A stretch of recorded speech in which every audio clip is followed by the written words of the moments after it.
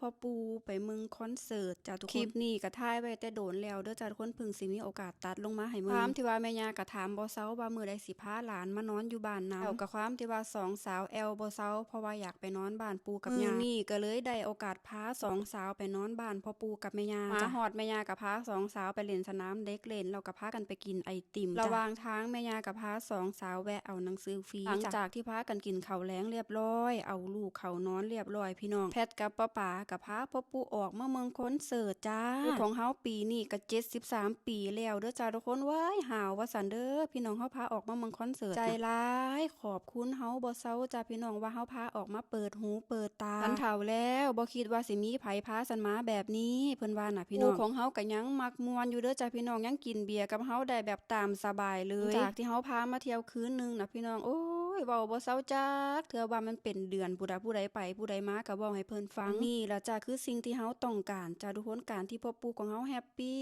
มีความสุขไผไปไผมาก็เว้าให้เพิ่นฟังหน่อยก่อนเพิ่นสิไปไสมาไสนำเฮาบ่ได้ก็ให้เพิ่นมีโมเมนต์มีความทรงจำดีๆไว้หลายๆเนาะพี่น้องเนาะความน่ารักของแม่ย่าอีกจักน้อยด้วยความที่มีลูกไผเป็นคนไทยเนาะพี่น้องเนาะ